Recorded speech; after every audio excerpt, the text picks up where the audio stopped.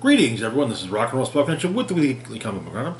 We've covered this week's X-Men and Star Wars books. Now it's on to this week's Spider-Man books. That's right. Web Slinger gets an entire roundup video dedicated to books featuring him this week, including one or two that were supposed to come out. They came out last week, but yeah. Anyway, kicking things off, we've got Amazing Spider-Man number 92.BEY. Continue a tie-in to the Spider-Man Beyond story. So, where we left off, Colleen Wing and Misty Knight, as well as Dr. Michael Morbius, were going after a lizard Morbius hybrid.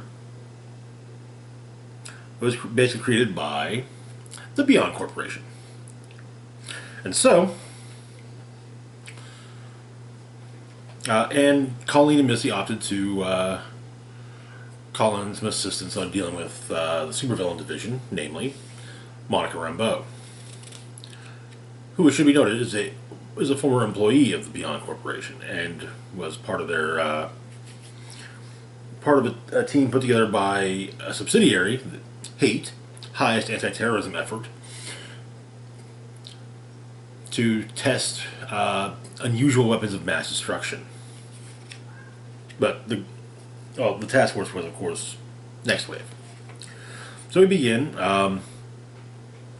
with Morbius, Colleen, and Misty fighting the lizard Morbius hybrid, and Morbius lets the creature take a bite out of him, which unbalances what Morbius has done to himself, as well as what Kirk Connors has done to himself to become a lizard, causing the hybrid to explode in a splorch.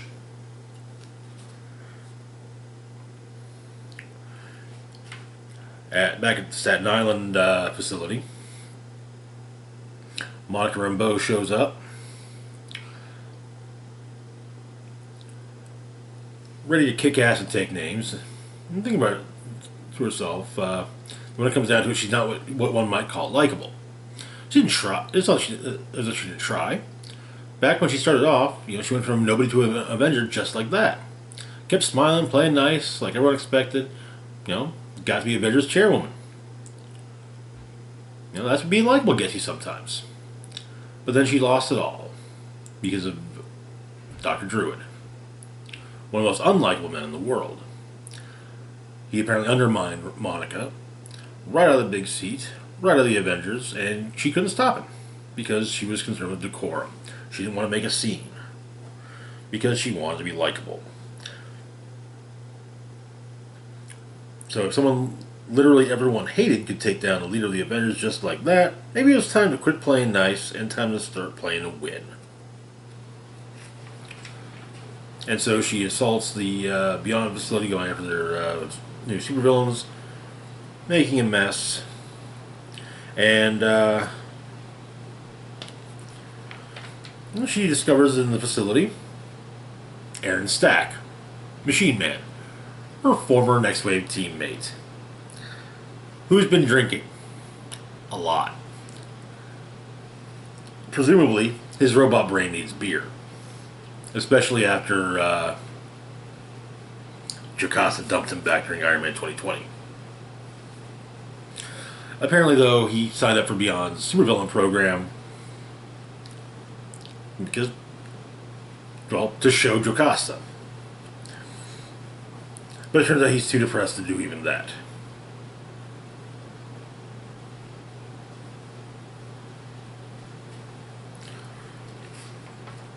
But Monica kicks his ass.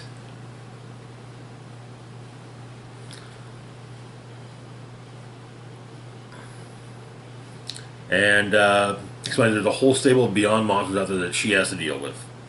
And they're fleshy.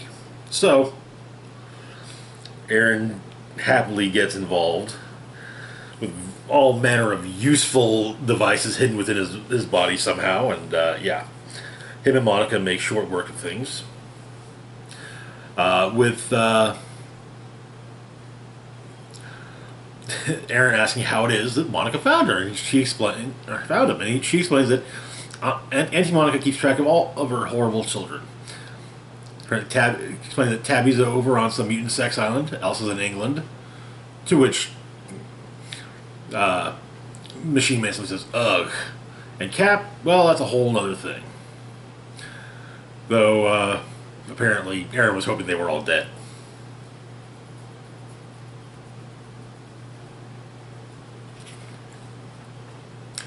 But they are interrupted. Well, Machine Man apparently can. He has a retractable propeller in his head, which allows him to pop it off, and yeah. But he infiltrates the beyond the building's AI, and Maxine Danger contacts them. And there's a bit of an argument.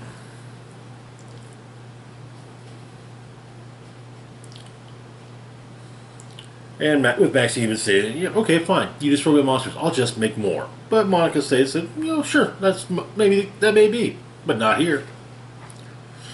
And apparently, Aaron talked the building into self-destructing. And Monica uses the star power source, presumably the captain's star power source, to evacuate herself and Aaron from the building exploding.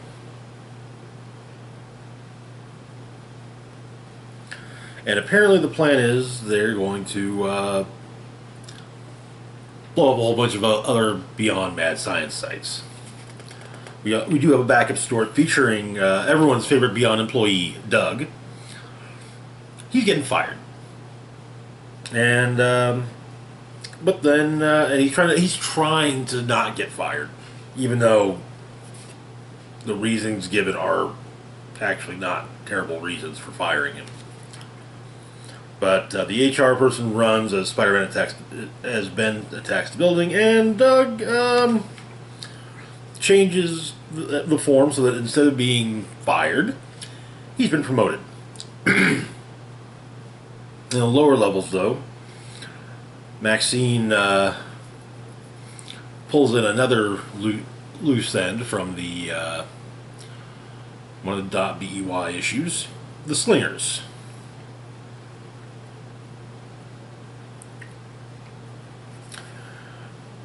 And point them at Spider-Man, who is basically just fighting his way through the building and beating the asses of all the Beyond troops thrown at him. We have an epilogue where the Goblin Queen is trying to remember who she was, and knowing that she's part of her psyche is all the sins of Norman Osborn. And she has a cutout of Norman as Iron Patriot, which she's looking at, and since he's no longer the Goblin's persona is gone apparently from Norman, but apparently she means to show him that he can't just pass off his sins. And no one walks away as she rips the Sandy in half. And our epilogue 2 is in what's left of the Staten Island facility. Morbius shows up and explains that he saw something, one of Beyond's products, a chimera of his own condition and the work of Kirk Connors. Unexpected though its effects may have been, and it piqued his interest. He thought to himself, if the Beyond team could make such an interesting creature with both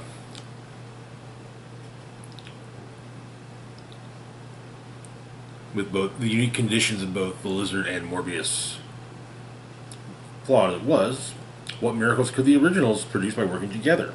And so Morbius asks the Lizard, who's currently chained up in the remains of the Staten Island facility, if she works the miracles. that is where the issue ends. Now, something actually did come to mind when it came to with this issue. In fact, with this part of Beyond is the fact that Staten Island is still Monster Island, right? I mean, I know Deadpool's last ongoing ended rather quickly, but I don't recall there ever being a point of, in the series where they said, "Oh yeah, we're moving. The monsters are moving from Staten Island." So I mean, shouldn't the King of Monster Island be? I don't know. Never mind. Of course they paid Deadpool. I'm sure that. Yeah. Anyway. So, but yeah, yeah. Somehow I feel like His Highness King Deadpool should be involved, but whatevs. Moving on to our next book, we've got Reilly Spider-Man, number 3. So, where we left off, Ben has been attacked by various villains, but the thing of it is, those villains are all locked away. And Dr. Kafka has assured him that they have not escaped. And no, the chameleon, who is barely functional, hasn't either. And then dinner with some friends was interrupted by the appearance of Lady Octopus, Caroline Schraner. And so, who has kidnapped Edward Whalen, aka Vermin, and Ben's friend. But so Ben fights Carolyn. She draws on the fact that Ben's mentor was Dr. Seward Trainer, Carolyn's father. Apparently, it's a bit of sibling rivalry, misplaced sibling rivalry. But they fight it out, and Carolyn disappears. Then Craven's there, and he kind of melts and vomits a bunch of spiders that cover Ben until Edward wipes them off of him, but then they're gone. Dr. Kafka in her apartment is watching a news report, and apparently another victim of the first date killer has been found, or the first date murderer.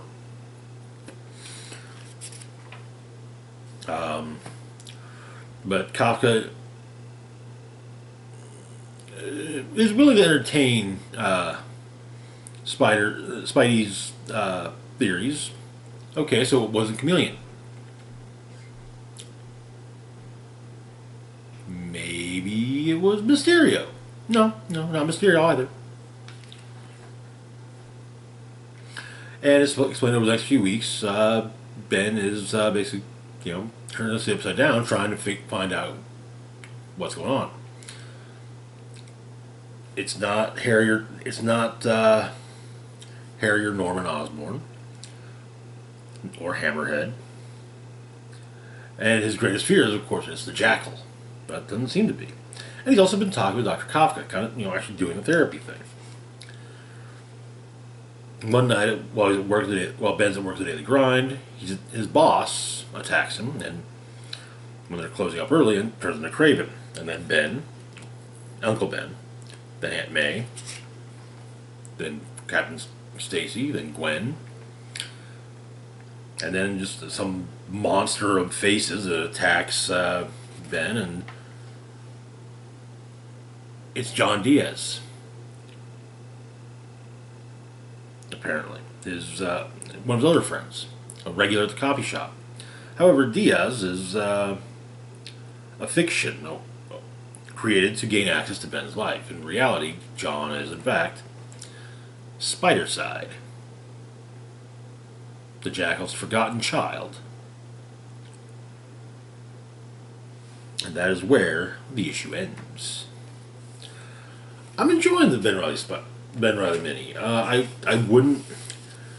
We got a dearth of symbiote Spider-Man minis over the last few years. I wouldn't be opposed to some more Untold Tales type minis for Ben's run as Spider-Man. Part of this being that I I wasn't really plugged in at that point. I knew what was going. I got out of comics in the mid '90s as the Clone Saga was beginning.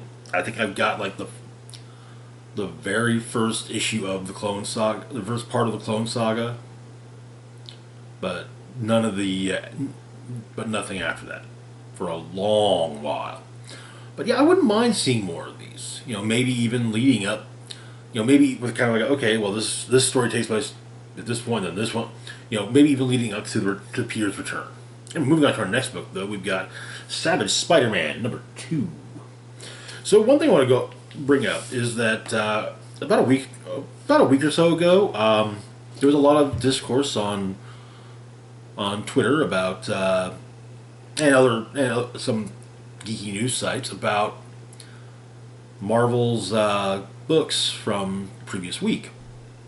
And how some of them seem to be printed on really low quality paper. One of those books was Savage Spider-Man, and yeah.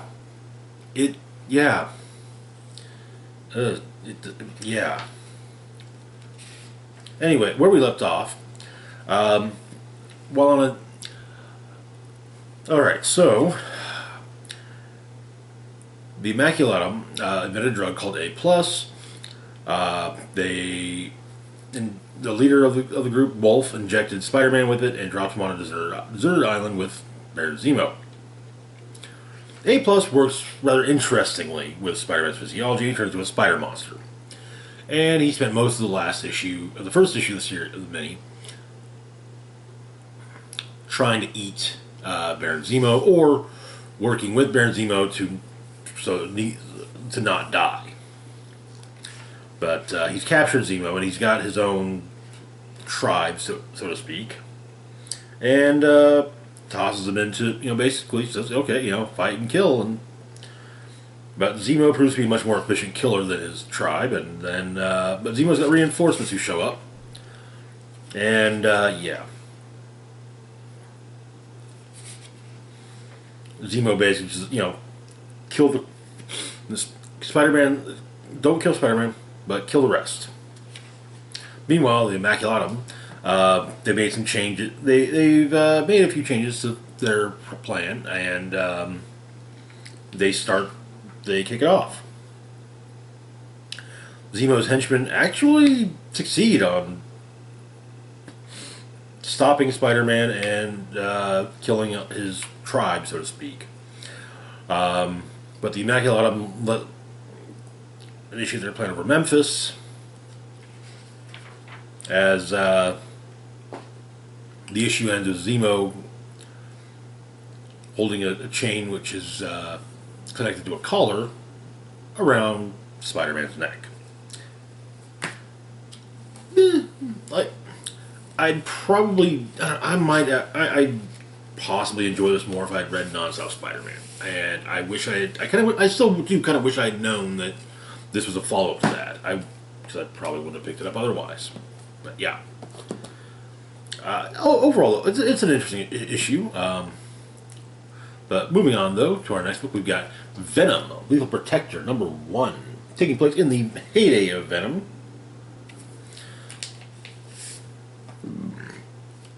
So, this, I don't think it actually has a clear statement as to when the issue takes place, aside from some years ago. I'd say it's clearly before, or clearly after Carnage's first appearance, possibly even after Maximum Carnage. But we open with Venom fighting a trio of costume criminals in a parking garage, and dealing with them quite well. Though one of them gets killed by a truck, while the other two escape. And a scientist is watching a news report about this. Apparently, he has some issues with funding because, for reasons. But the scientist is revealed to be none other than Professor Buck Mitty, aka Humbug. Quick rundown. Humbug. What I remember of Humbug was largely in the Civil War through I want to say World War, Hulk, Heroes for Hire, mini ongoing. He was recruited into the group. He had bug control powers, and when the Hulk and his group arrived on Earth from Sakaar, he linked into the Brood. He kind of got linked in with the Brood, and yeah, things kind of went bad. But Eddie's reflecting on things, and to me, this is classic Eddie Brock. Basically, kind of, this is the Eddie Brock that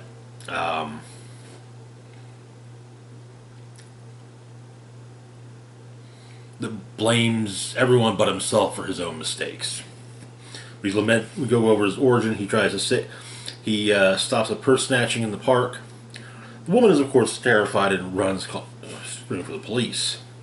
But Venom kind of just runs off. Humbug goes to see the two surviving villains that went after Venom. Turns out they were former students of Taskmaster, but he offers to work with them to go after Venom, and they laugh, and he leaves, and yeah.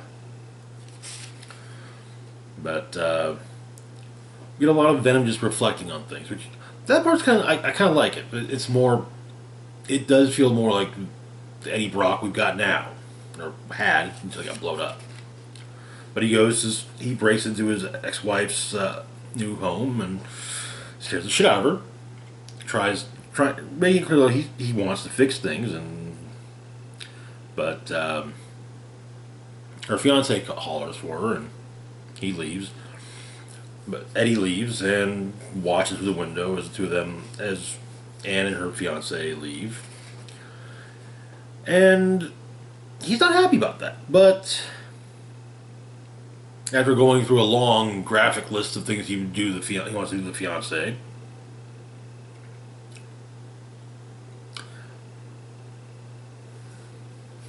he explains that they can't. They won't. Because that would hurt Anne. We also have another plot line picking up at Kellner Scientific Innovations, which appear to be working on something for the Life Foundation. One scientist in particular explains that what it is they're working on should work out just fine. Should work just fine.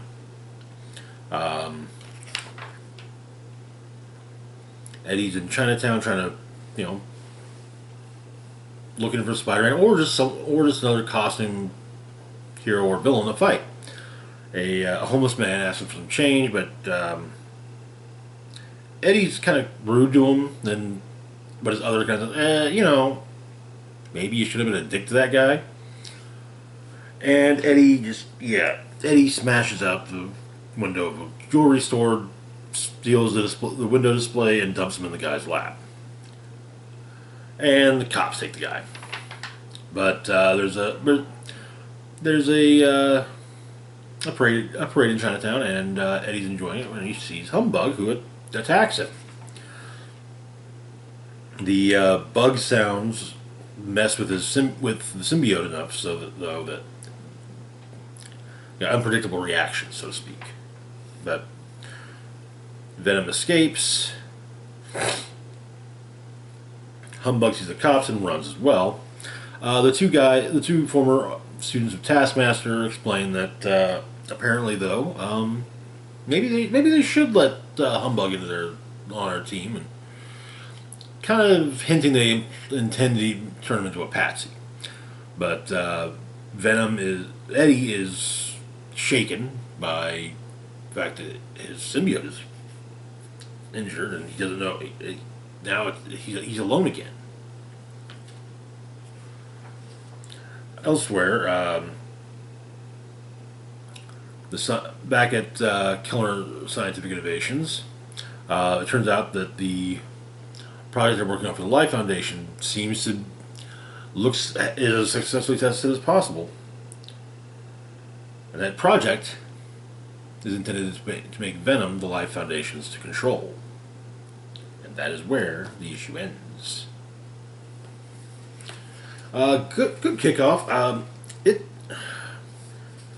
while I do very much enjoy the character development that Marvel has granted Eddie Brock over the last few years, it is nice to see a return, to see again older tales of Venom as well.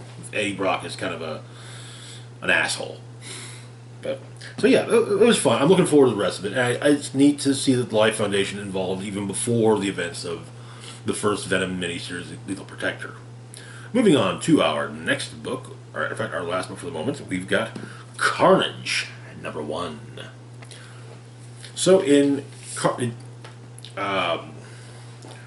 Carnage Forever, the big thing was that apparently the symbiote, just the symbiote, went after Hydro Man, wanting to use Hydro Man for something.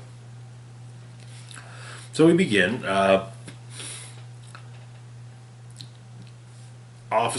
Detective Jonathan Shade is thinking about making bad decisions or how we kind of view making bad decisions. And he just kind of runs into things, and yeah. In fact, flashes back to a few days previously. Shade's been called to a crime scene. It appears to be a serial killer they've been following. The artist. Only it seems to be a slight deviation from normal. Blank canvas, no fluids on scene. But Shade explains that the guy's not done. And the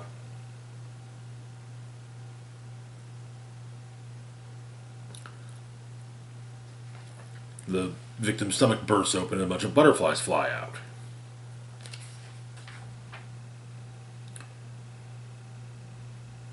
But Jay explains the whole thing is the performance, the theater of it all. He's an exhibitionist, showing off. He didn't call the press, left an anonymous tip, no letters, no coded messages. He's obviously doing it for someone, but who? As everything seems to have been coalesced into a spiral symbol. Elsewhere, we meet the artist, Kenneth Neely. Apparently, Kenneth is the son of a mortician whose whole thing for being a mortician was making sure that nothing was ugly in the kingdom of God. But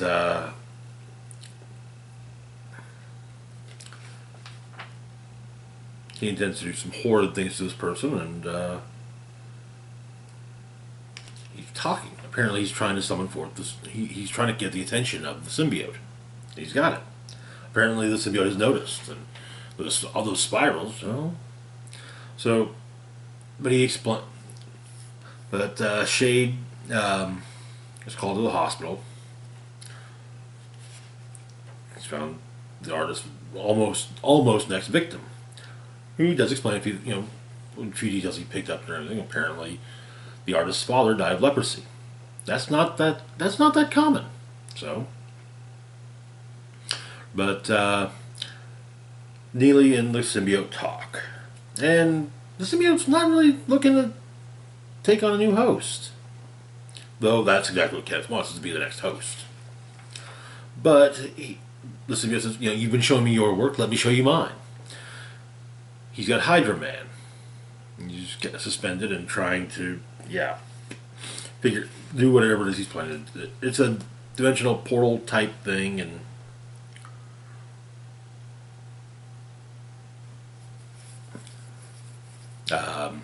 Shade's got a lead.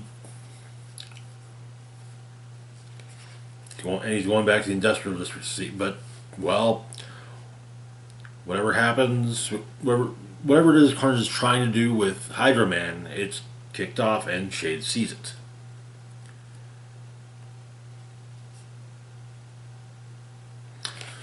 Now, that's it. So, and that ends our first story. We've got two stories, though. Next one, A Lesson in Blood and Bone. Carnage shows up in Brooklyn, again, years ago, the burned out rubble that was once the St. S home for boys. The kid's kind of, been trying to get Carnage's attention. He's a fan. And the kid wants Carnage to kill someone. But he explains, there's this gang at the juvenile hall he was in. We used to, beat him, humiliate him, and, And so,